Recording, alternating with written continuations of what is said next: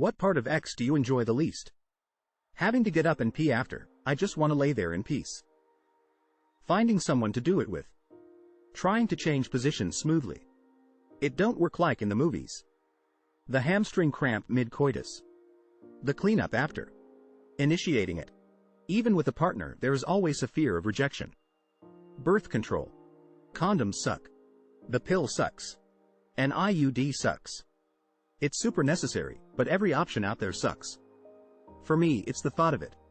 Once I get going, I remember how much I enjoy it. But it's the motivation to get started that I lack. Pressure to perform. I am confident and have good X, but it's always in the back of my mind. Even if someone tells me, amen, that's good, without me even asking, I still think they are lying just to make me feel good, which is weird, since I am confident in my ability. Cardio. Parents of girls with OnlyFans, how did you find out what they do and what was your reaction? I know a guy who said something to the effect of, I hope my daughter never does that kind of stuff, but if she does, daddy needs a new car. Extremely surprised. We had an air conditioner, yet she chose to use OnlyFans. I found out but wasn't too worried since she never sticks with anything longer than a month exploding head. A cousin of mine did it, and when her dad found out, I wasn't mad given it paid for her rent. However, he was very upset when he found out she was also working the pole at a strip club a few days a month. Her only response was, how did he think I paid 4th trips I go on? Not the parent but the kid here. I make audio orn. It's roleplay where I talk to the listener as I find there, instructing them what to do to themselves or me. I started by sending audios to people I was dating, and they loved it so much I began selling them. Audio is so much fun because the overhead cost is basically zero. You can do any fantasy or scenario paid for by imagination. Anyways, my mom was incredibly persistent with questions about what I do because she knew I had all this money, but from her view, I never did anything. She was very upset that I had all this free time, that I wasn't spending with her. I had me own place, and she was certain a man was somehow bankrolling me cause I couldn't possibly take care of myself. I guess in truth, many clients air bankrolling me. I tried to deflect the questions, but one day she corner-ed me and would not let it go. I finally told her, I sell audio orn. I spend my days writing and recording and editing scripts. That's where my money comes from, and that's where my time goes. Everything about me and my life has been predictably opposite of what she raised me to be. And every time she finds out something new about me that she doesn't like, her response is the same. She pretends we never had the conversation and will frequently bring up the alternative fantasy timeline that she lives in. When she sees my pagan jewelry, she will say, I'm so glad you're a good Christian girl. When she met my girlfriend, she said, you're going to find a good Christian man someday. When I told her about my audio orn, she said, I'm so glad you don't have to work anymore and you can spend your time relaxing and doing hobbies. My friends all know, and it doesn't come up outside of regular work talk, venting. Some of them have guest starred in audios out of curiosity. A few have wanted help getting started doing their own, but changed their mind when they saw how much work goes into it. Very few people have seen my account or stage name. My parents have never heard my audios. I work hard to stay anonymous because early on I wasn't careful, and had some dangerous encounters with fans who found me. I had a fansly at one point, not anymore. It was mild, just like lingerie pics. I make feet content. My mom said, since you already have a foot in the game, pun intended, I might as well go all the way and make less mild content.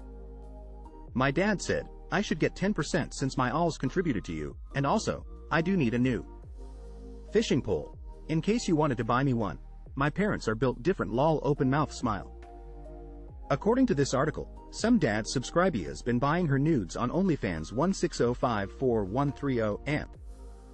My now 24-year-old daughter decided to get married at 18 and be a stripper. She was very blatant about it and said she liked the money and attention. Well, I've in a small Ohio city where people frequent gentlemen's clubs and talk about everyone's business, so there was no hiding it. We found out about her and other services because she has teenage brothers and parents of friends that frequent those sites, and found out. Her brothers have been devastated by the embarrassment of it.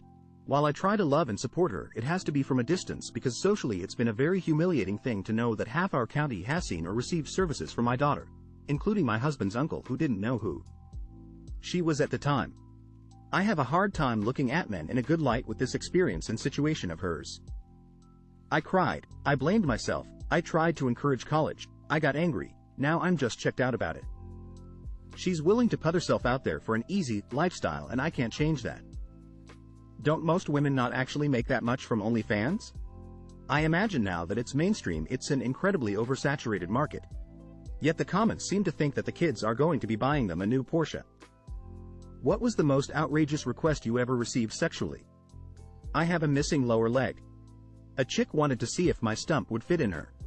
My leg is amputated just below the knee. No. My ex didn't want me to masturbate because she considered it cheating.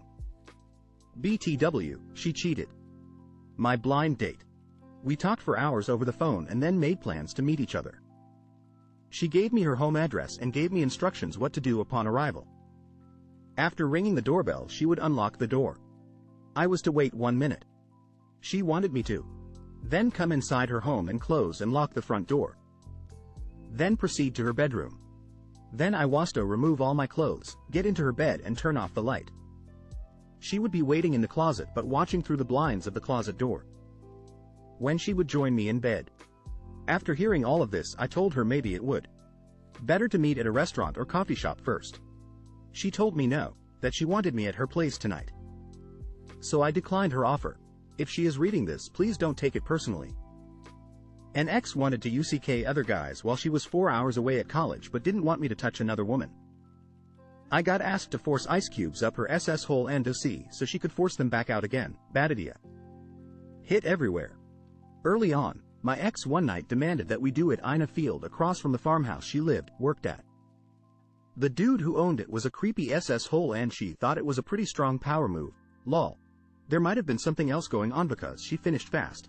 Edit. Oh Reddit, please don't let this be my highest rated comment. _. A dude asked me to peg him. Not really an outrageous request, I could be up for that. Thingwa, we had just met, chatting at a grocery store about the weather or whatever.